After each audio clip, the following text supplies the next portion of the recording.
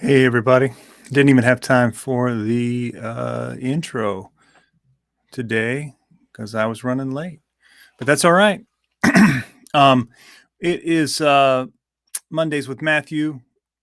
We're talking about Matthew 9:35 through 10, probably 4-ish or so. This lectionary for this coming Sunday. We are in this kind of healing section, preaching section of Matthew, chapters 8 and 9. I know it's been a minute since we've been with you all, kind of things going on here and there. So sorry about that, but we're back. So we'll get into it here. And Mark is already with us. Look at that. Hey, Mark. Good evening. Good How evening. you been? Oh, hanging in there. Let's go. You got to do it. You got to hang in there. Yeah. So dodge a few raindrops. We're doing all right. And Oh, you dodge guys, smoke. right. You got rain there? A little bit. It was a little bit today, but mostly trying to dodge the smoke. Yeah. Yeah. Yeah. Those pictures from New York and stuff is crazy, right? Yeah, I had to drive up to Pennsylvania actually Thursday, to Eastern Pennsylvania area, and you go up through Frederick, Maryland, and up through Gettysburg, and I stopped, and I thought it was a little scenic overlook, but you could smell the smoke. It was pretty bad. It's pretty bad. Mm-hmm. Right. Yeah. That's crazy. Yeah. All right. Well, we've got fairly short little text here, so I thought I would go ahead and read it. Let's see if I can get the see if I can share it here.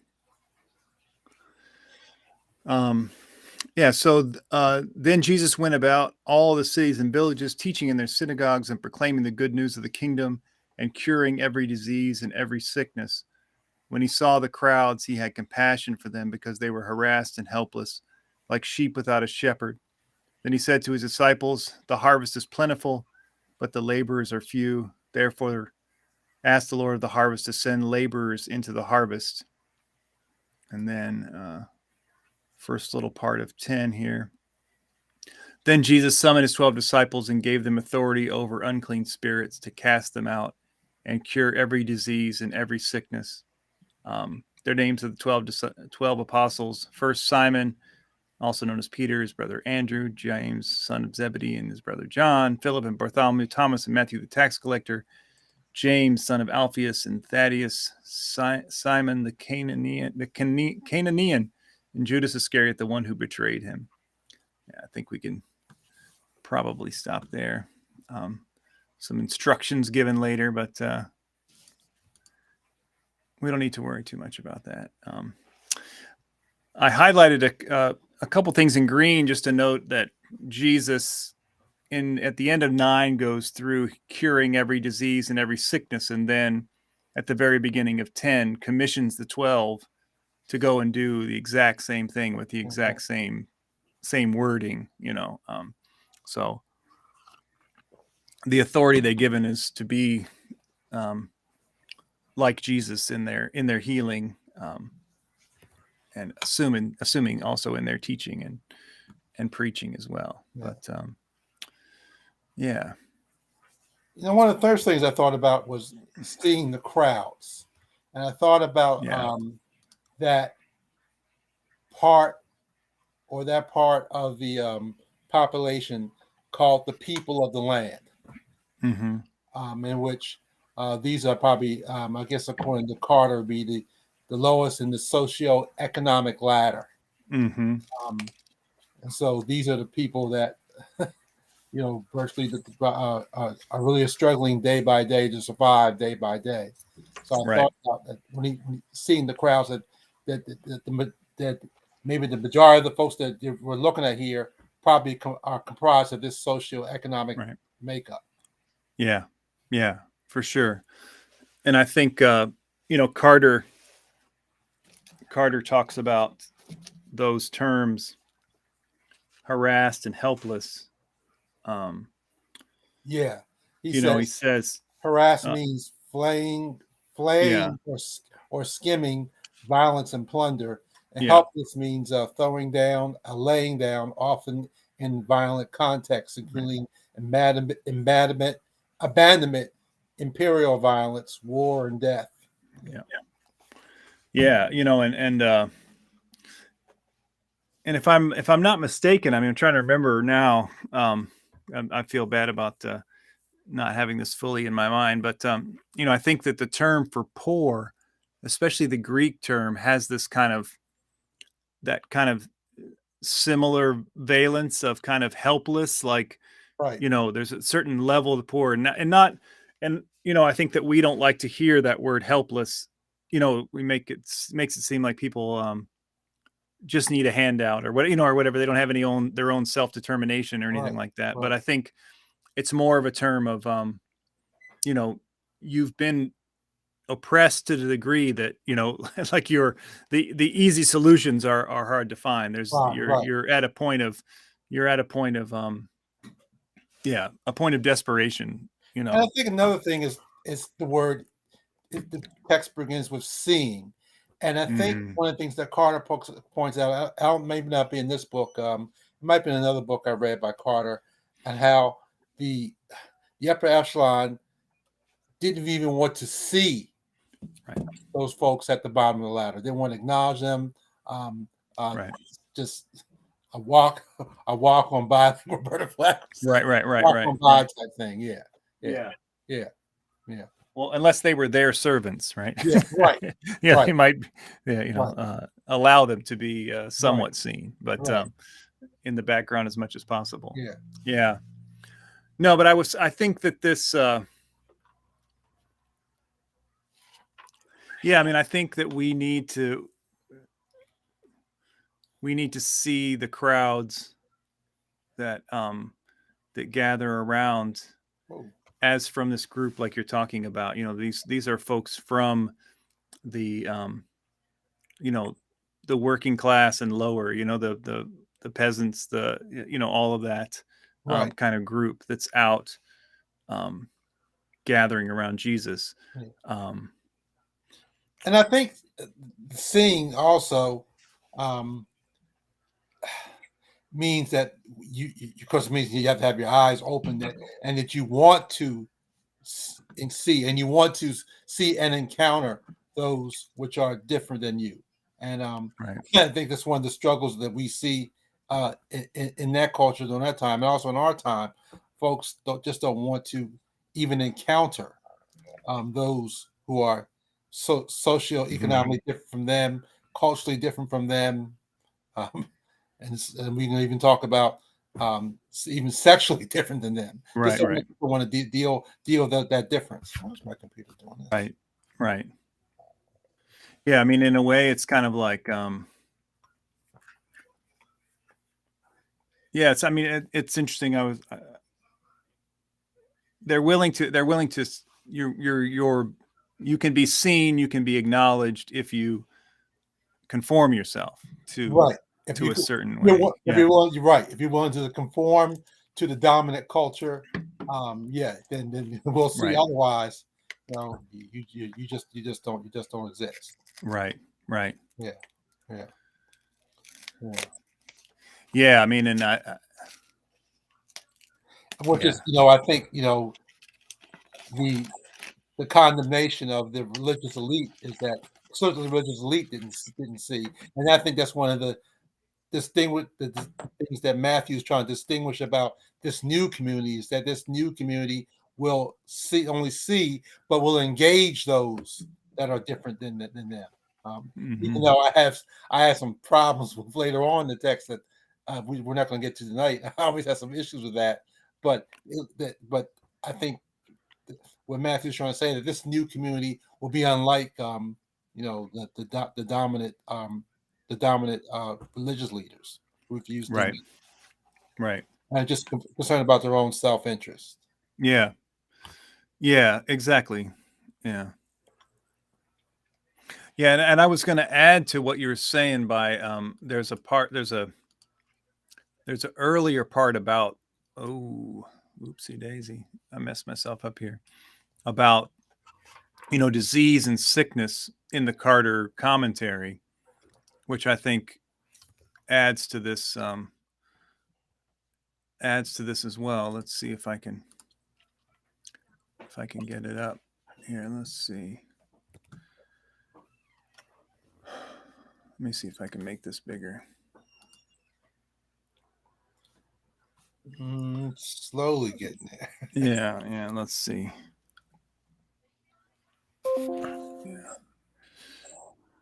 Yeah. So here he's talking about, disease and sickness, and he's talking about in these times, that there were different ways of understanding disease and sickness, and one, he says he acknowledges that some people thought that sin was regarded as one of the causes for disease and sickness, and then he says social and economic structures also cause disease. Limited resources, poor technology, vulnerability to weather, harsh taxation, overcrowding, poor, on and on and on.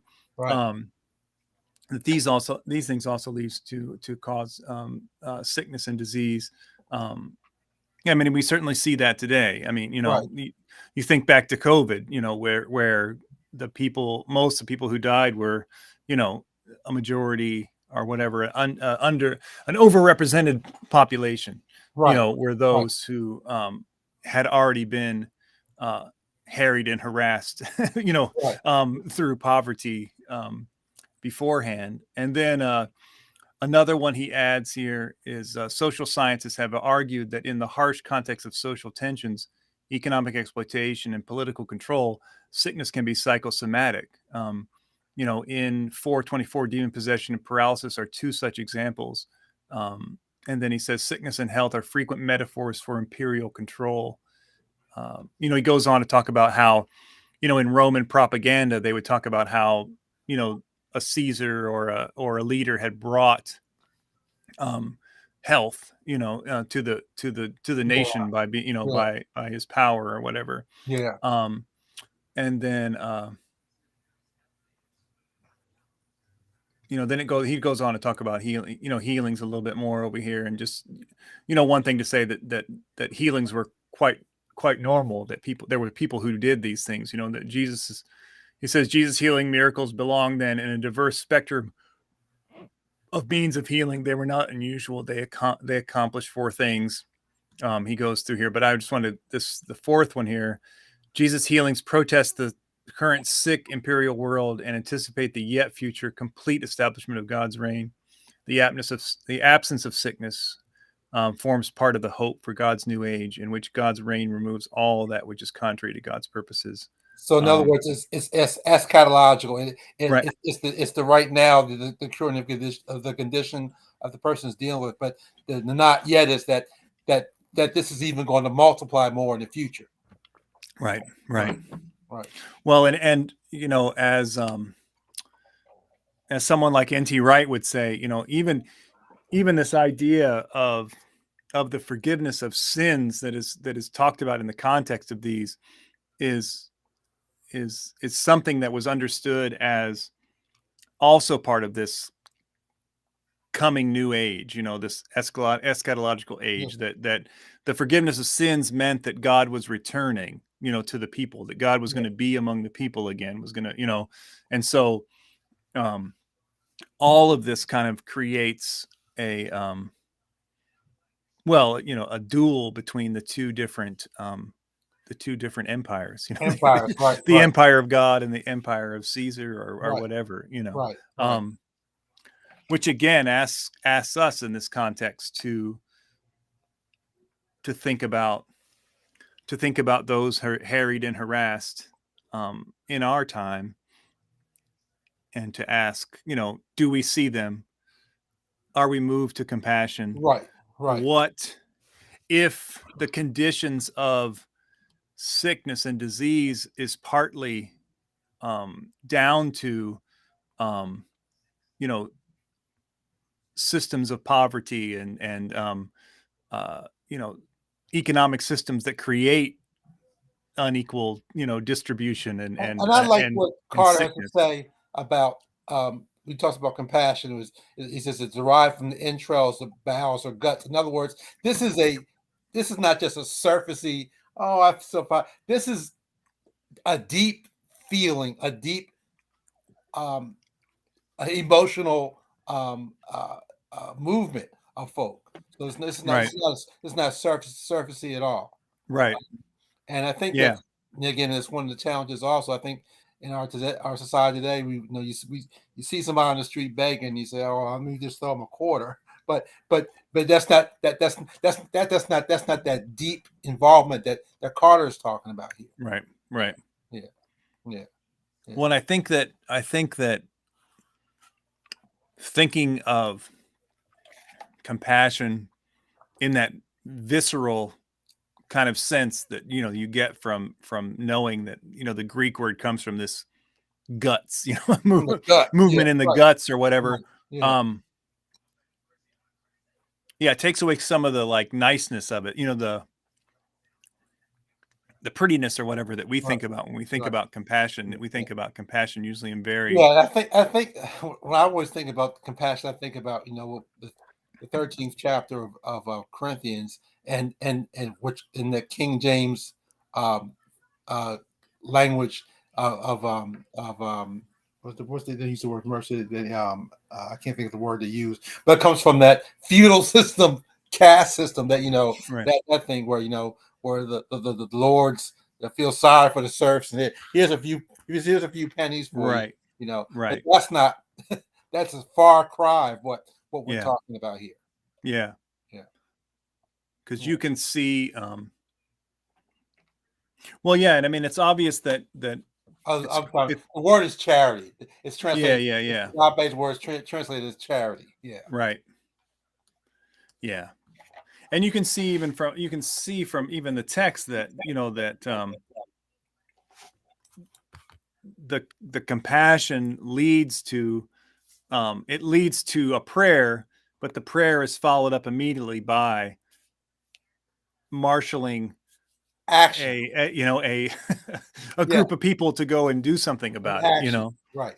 Yeah. So Yeah, the deep feeling of compassion is not just, oh, I feel so. It means you're moved towards action, and right, that action also means that you're involved in some way, shape, or form of even trying to challenge or even dismantle the system that's oppressing folk. right, right. Well, yeah, and I think that's the the interesting thing in this text is that you can see this, you see the crowd, you see this mass of people who have been you know yeah, like it says, I mean, just subjected to violence and plunder and abandonment, and Yeah. um, imperial violence, like it says, all these things, cast down, oppressed. And I think in some, like for us, sometimes when we think of seeing that, we think of having compassion, and it moves us to like feel sorry for them, or Right. to, you know, well, we might be moved to give some money, Right. or Right. whatever. And Um, I'm not saying that none of this is bad, but that's not what this text is saying here. right. Yeah. Yeah. Yeah. Yeah. Well, the text seems to be suggesting that Jesus says, Jesus makes a mental calculation that says, this situation is so bad that we're going to need a larger group of people to be addressing this than just me, Resources. you Right. know? So the it's yeah, I mean, it's basically saying, look, we need to get organized. Right. Yeah. We Yeah. need to get organized because there's a big problem Right. that's out there. And if you're going to be moved by the injustice, by the violence, you're going to need more and more people to go out and address what's going on, Right. and of course, I mean, one thing to remember is that Jesus has selected these folks beforehand Right. and begun training them for this day to come. Right. I mean, so there's been organizing and education and practice, and Right. now they will need to be, the the next line of healing, basically Right. the next line of bringing healing, bringing God's kingdom, I guess, for lack of a better word. Word. Yeah. Yeah. I'm Yeah. trying to think about this from the perspective of this community that Matthew is speaking to. That I guess they as they remember these words of Jesus, they see themselves as this, I guess, this new generation of folks like Jesus is calling here to go out and take that action, because they would have share resources, like it Mm-hmm. says in Acts. They would have pulled their resources and shared their resources so they can go out and be involved in this process. Yeah. Yeah. And it's hard to know. I mean, I guess I haven't I admit that I haven't studied enough to know kind of what the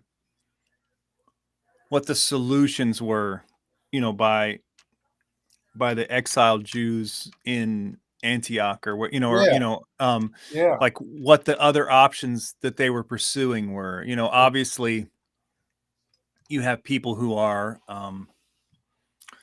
moving I don't know why toward. I didn't think about that. That this is a clarion call to deal with their own brothers and sisters who have been, I guess, kicked out of their home Right. because of after 70 A.D. Yeah. Um, Yeah.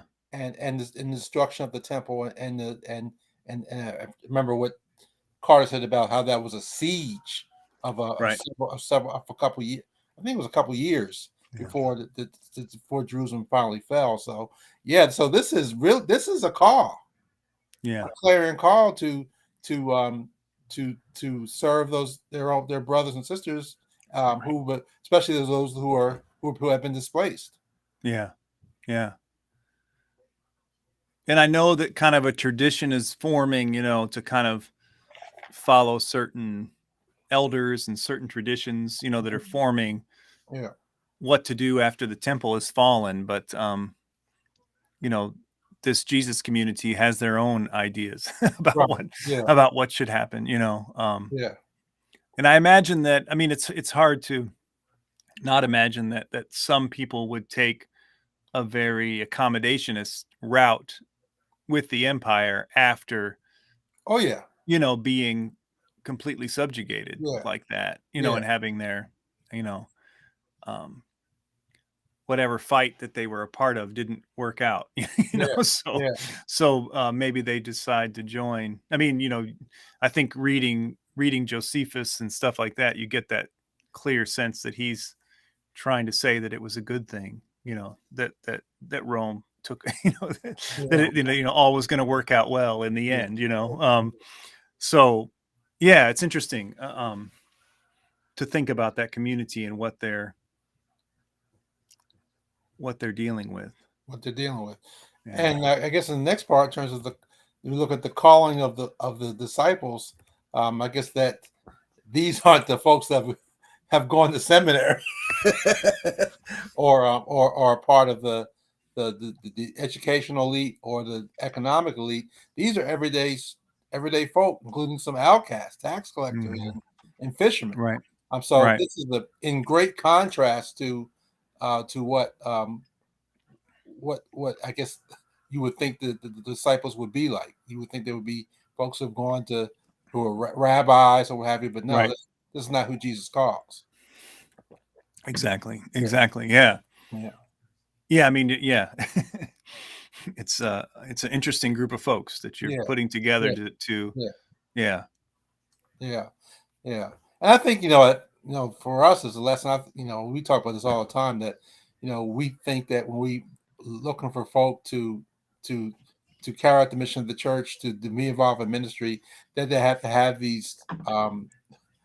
uh these this is a certain type of background, and certainly the message of the text is, um that's not it. Right. It's nice if they have some training, have some skill, have a certain skill set. I mean, that's fine, but that's not the ultimate um thing that you're really looking for. Right. Yeah. Right. Yeah, I mean, and they are given the, the most, I mean, nothing is held back from them as far as Right. what they are to be doing, Right. Right.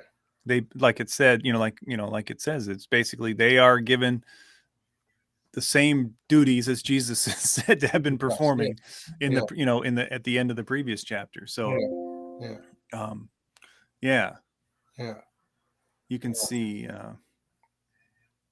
well, and I think like the last, like the last text, the call of Matthew, and then the, the healings that from last week is that, Yeah. the people that Jesus is calling around him are completely open to ridicule, Right. and being not seen, all Right. of them Right. are, Right.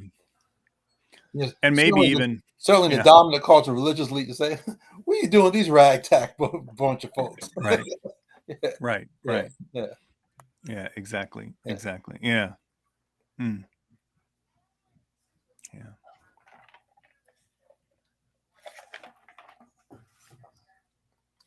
It goes back to again, what does it really mean to be a disciple? I think we have this. I think we have this. I won't say grandiose, but I think we just have a one-dimensional concept of what it means to be a disciple. Right. Certainly means to be a student. Certainly means to be a follower of Jesus in terms of understanding who he was and his mission. But I don't think we understand maybe the implications, maybe what I'm getting at, of what it means to be a Right. disciple. Right. And I think that's one of the things that we need to teach more of. I think for us is we're sort of kind of locked into this individual concept. I'm a disciple. It certainly means I'm gonna give up certain things. I'm gonna stop smoking, stop drinking, stop Right. engaging in certain behaviors. But I don't think we really see the deeper meaning of what it means to be a disciple. Right. Right. Yeah. Well, I mean, and I think to me, it comes again down to what you think the end goal is. Right. I mean, like, unfortunately, I mean, unfortunately, I think that most people think that the end goal is to get people to make a confession. Right. To make that confession that Jesus is Lord. That Right. once you've done that, you've done your job. Right. And then Right. you know, and then basically it becomes a matter of what does your community consider respectable? Right.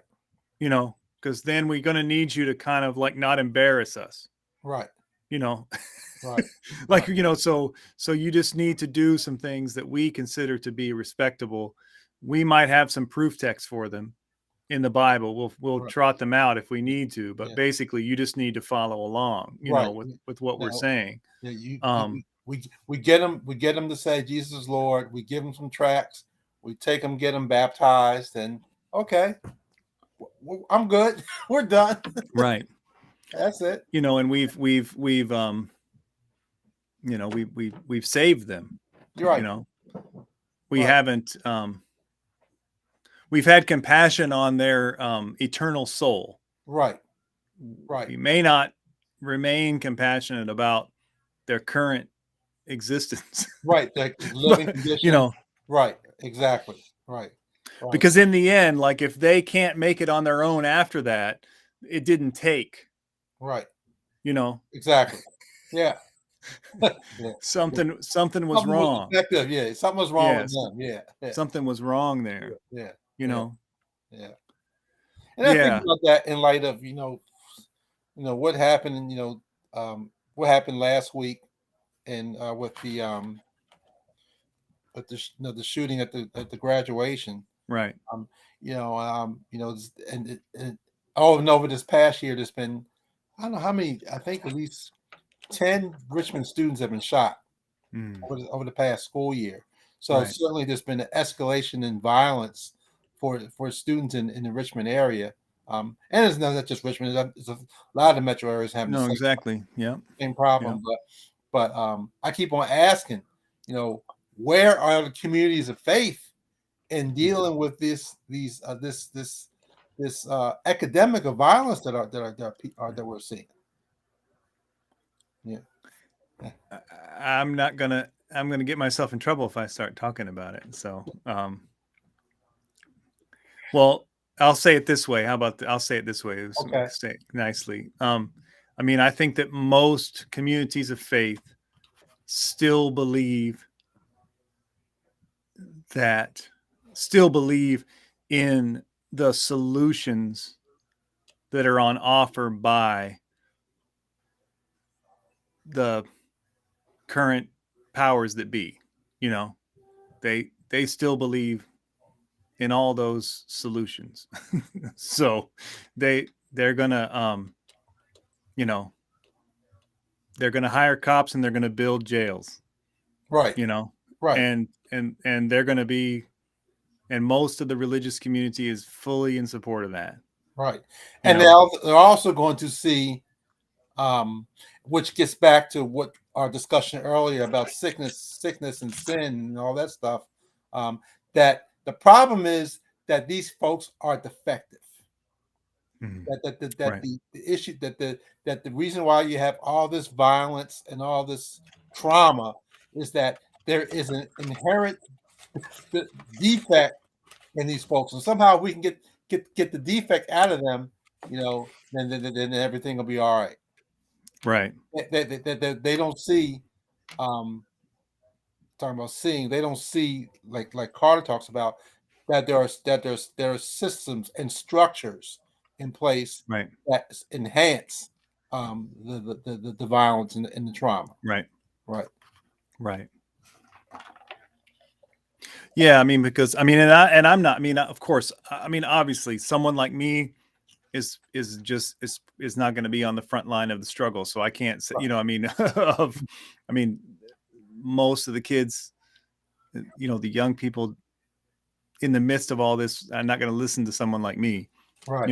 Um, I think when he looked at particularly what happened last week, I think the guy that did the shooting, I think the two knew each other, and apparently they had been, I don't know the nature of it, they had been in some beef over time, and the beef was on social media and all right. that. So I think the issue is that folks will say, well, the defect was in these two folks, and somehow if we can get the defect out of them, if we can cure whatever that is, then that's the problem, Right. um, you know, um, Yeah. yeah, we can get Yeah. the first thing we got to do is get this guy, try him, and get him in jail. And I'm not saying that there needs to be some justice, but we're not looking at, we're not always asking the question, well, this 19-year-old did the shooting when he was 10.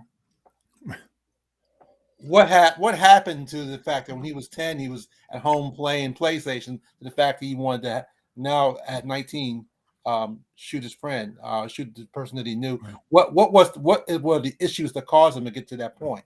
And Right. nobody thinks about that. Yeah. And why is there almost nothing in place, Right. In the community to deal with that, Right. to deal with the reality that we see that we see this is happening. Right. We see it's happening from, 5 years old, 6 years old on. We see Right. it happening. Right. We know. Yeah. I mean, it's clear. I mean, it's part of what in this text. I mean, you look at the situation and you just say, I mean, there's a big problem here. Right. It's Yeah. way beyond, Right. it's way beyond what I can imagine even to do about. Right. You know, And this concept of seeing is not just seeing with your eyes.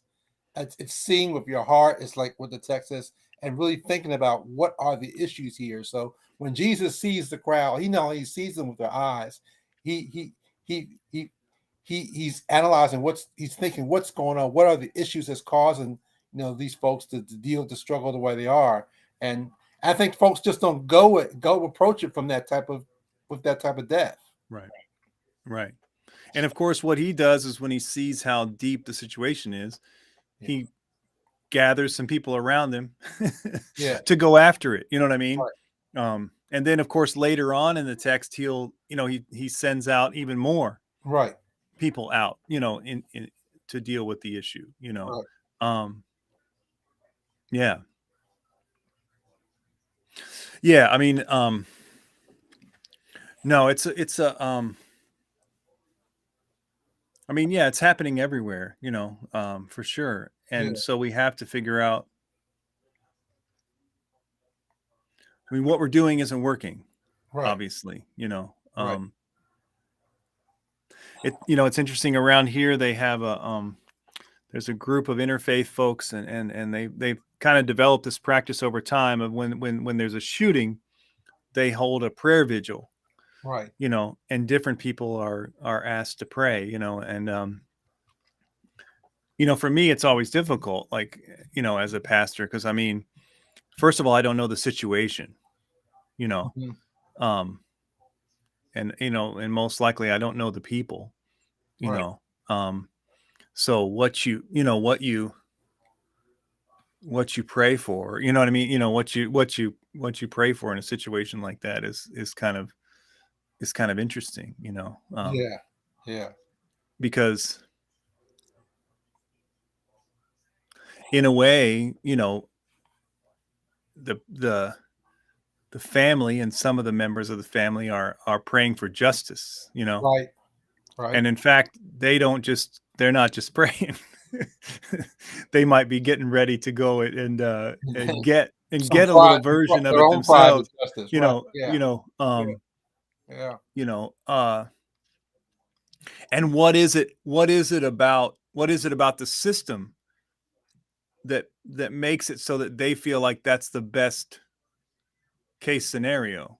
Yeah. It's not just that they're hot-headed. Right. It's the fact that over and over again they've seen people killed and nothing done about it.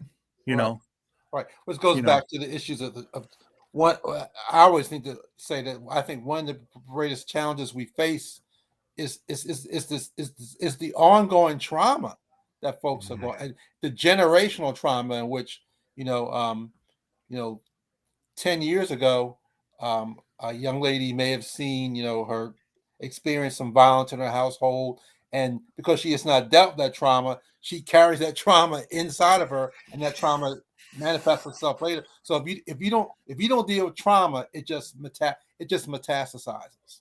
Mhm. Yeah. And I Right. think that's one of the biggest challenges we have is dealing with generational trauma, that has not been has not been dealt with. Right. Yeah. Right. Yeah. And I mean, and honestly, I mean, the thing is that what even the people, I mean, there's the people in the community who have to deal with the trauma, and then even the solution that we have right now that asks a certain armed group of people to go and you know be our mode of peace and justice in the world, Right. and then we ask a whole another group of people to sit around and watch a bunch of people we've caged up, you Yeah. know to guard them. I mean, that's traumatic as well. Right. you Right. know Right. um you're not getting at the root of any trauma. You know what Trauma. I You're mean? not getting the Like, root of the like you're issue. just doubling down Yeah. on Yeah. it. Yeah. So. Yeah. I think one of the issues also is that there are, I was talking on Facebook, talking to folks about this, what happened last week. And I always say this is a multifaceted issue. And folks just tend to think, and I think what you're saying the same thing too. Folks tend to think approach this in a one-dimensional aspect. They don't think about the multifaceted you have in dealing with this Right. violence. Yeah. Yeah. Well, I mean, and quite honestly, I mean, you just something I've been thinking about a lot lately is just that, like, I mean, these kids 15 to 19, like, I mean, they're the level of inhibitions, the level of, you know what I mean? Like just where they're at developmentally, Right. like you're going to do some things 15 to 19 that you're never going to do again in your life. Right. Like there's some things that you're going to do that I mean, everybody does some things in that age, just crazy stuff, I mean, silly stuff, that could have got you killed, really. I mean, just either you kill yourself by some stupid accident, or or you get yourself in a bad situation, you do dumb stuff, so how do we intervene during those ages, to try to convince people that, to take a breath at this age, you're going to do, you're going to regret these things that you do at this age, Yeah. It means having that type of involvement in terms of having things in place, which we don't have now, which is the challenge. Which goes back to what Jesus says. He talks about the Lord, that let the Lord send out folks for the harvest. We need resources. This is not something that you do, without you have to have resources. Right. Yeah. And I think that's one of the struggles now is that, to folks that are limited resources. I think the resources are there. It's just that we don't are we willing to spend put the resources in place, and maybe even engage in partnerships that will help to bring about change. Well, I mean, I think about the fact. I mean, one resource we have in the one resource we have in, particularly in the situation we're talking about here, about violence, in poor communities, is we have a bunch of people sitting in jail right now who 20 years ago or whatever were those people. Right. You know what I mean? And they have gone through a whole process of recognizing, what they did wrong, if they did, what the situation is. Most of them have gone through a process of recognizing not only their own personal culpability, but how the system, what impacted what happened to them, and who they are, and their community. Right. And they are a resource that people in these communities would listen to. Right. But they are kept as far away as possible, because we don't see them as being valuable. Again, right. That goes back to the seeing part of this text. Right. To see means that I only see you, but I see your worth. I see your value. I see you as part of the community. And again, we just all those folks that you talked about that were in jail and got paroled, and and maybe have gone through some type of reform or what have you. We don't see them as being valuable. Well, I mean, I think, like, I was just listening to something about I can't remember his name, his new name. I don't remember what his new name is, but H. Rap Brown, who was a Black Panther. Right. He got out the first time around, went down to Atlanta. He has a Muslim name, and I can't remember. Okay. I can't remember it, but basically, like, cleaned up the community where he was. Right. But then basically he got set up, and now is back in jail again. But here's someone who who is a valuable resource to their community. Right. That could be, that actually did make, an incredible difference in their community. And Darren, you would think that the church we would learn a lesson from the Black Muslims. I mean, they basically took these guys that were the world thought as thugs and criminals, got them involved in their community, and and and transform them Right. so that they were now foot soldiers. Right. You think that Right. we would take a page out of their book a little bit? Right. Right. Well, yeah, I mean, you think, well, yeah. Yeah. And you think, and again, going back to who Jesus surrounded himself with, Right. you know, Right. Yeah. um, you know, Yeah. I mean, it's not He too had a far tax away. collector. A Right. scoundrel. Yeah. Yeah. He was a thief. Right. But Jesus saw the value in him. You know. Right. You know. Right. Yeah. Yeah. Yeah. Yeah. Yeah. Saw Yeah. that he could that Matthew could think and he could calculate money, and to figure out how to get resources. So he saw it as a skill set. You know. Right. Yeah. Yeah. Exactly. Exactly. Yeah. Yeah. Yeah. All right. Well, we made it. We made it. All right. I haven't seen any. Most people don't interrupt us with any Yeah. questions. So Yeah. they Yeah. I but, guess the thing is, yeah. how do we talk about discipleship? How do we? I think this is a thing I sent you. How do we get folks to understand discipleship in a different way? I mean, how do we do that in our educational ministry? How do we go about doing that? Right. Right. Yeah. Well, I mean, again, I started on it and I think I dropped it for a minute, but again, I think part of what we have to start talking about is what is the point? Like what is the end goal Right. of having disciples? In this text, the end goal of having disciples is Jesus can only heal this many people, can Right. only cure this many people. Right. If you add 12 more people, this many more people can be healed. Impacted. And Right. then, then later on in chapter 10, the same thing.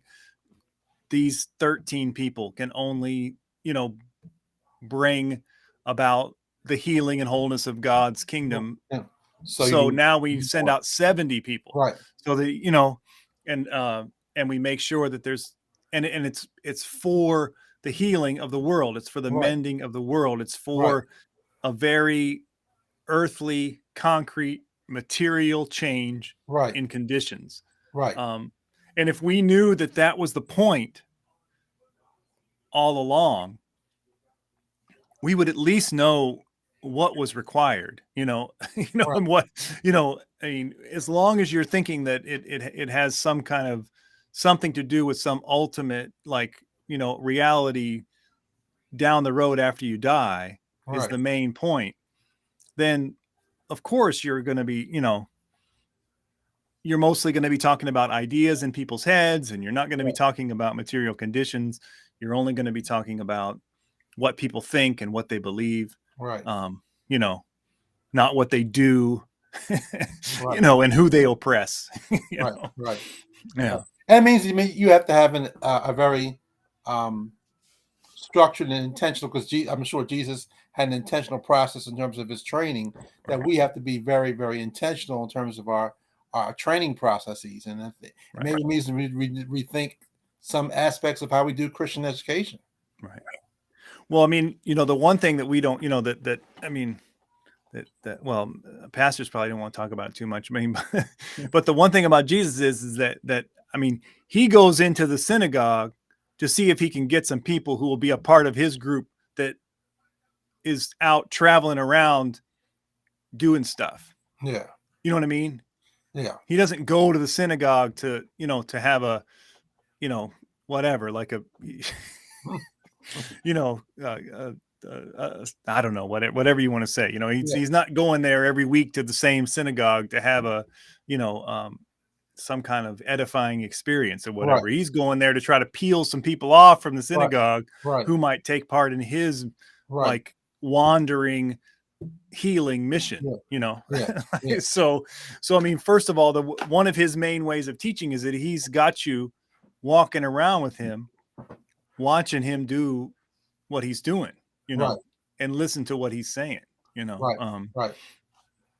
And so, which is a very, very intentional process. So, yeah. So, and again, I'm asking, I think we need to really think about some of the processes in terms of Christian education, Right. especially in terms of training the next generation of Right. leaders. Yeah, Yeah. Yeah. yeah. Because I think sometimes we think that all of us are going to go on forever. We need to just think about when I'm can't do this anymore. Who's going to pick up the mantle? Right. Yeah. Well, and as long as we're not thinking about as long as we're not thinking about actual real change to the way people live and experience things in our communities, Yeah. and we're just thinking mostly about what they think, and whether they think the right thing. Right. All we have to do is have a feeling that we have the right formula Right. in place, and we never have to keep working and keep practicing and keep figuring out, for this time period now with these conditions, how do we do the work that we need to do? Right. You just get lazy by saying, okay, well, I know that this is the formula, this is what I'm supposed to think, and then I just need to get other people to think that thing. Yeah. And then and everything's going to be okay. And it's just it doesn't factor into the idea that the younger generation is got different issues, Right. and different situations that we had. Right. Right. Right. Yeah, exactly. Wow. All right, Mark. Well, What's good. next week? Next week is next week is Juneteenth. What's the text for next? Right, Juneteenth. What is next week? Next week is, I think it's at the end of 10, but I can't remember exactly. Yeah, I haven't pulled it up. Let me I'll find it here in a second. Oh, takes me a minute. So let's see, this is, yeah, so Juneteenth is next week, and then the 25th, right? Yeah, I think that's 26th. I mean, the 26th is that's Matthew 10, 24 through 39.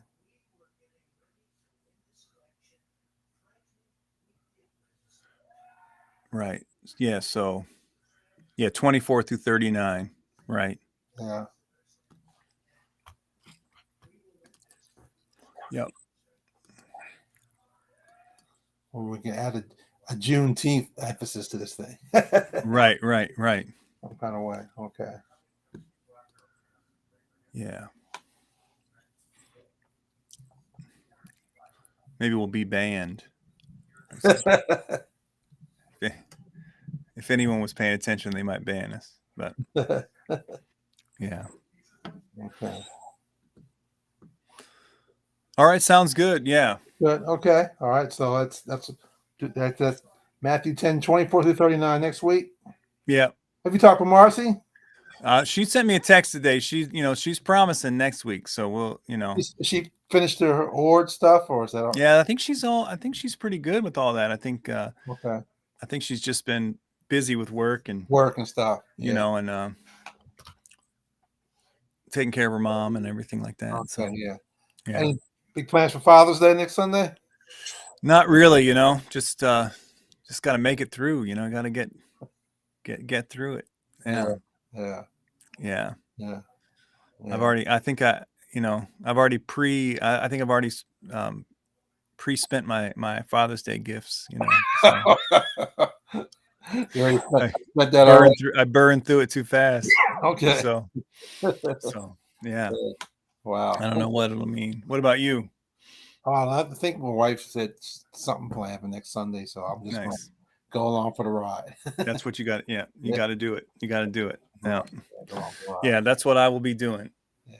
Going along for the ride and hoping that it all gets over by the time I need my nap. Yeah. Yeah. All right, Mark. Good talking to you. Good talking to you. We'll see you next week. Talk to you soon. Yeah. Okay. All right. Bye-bye.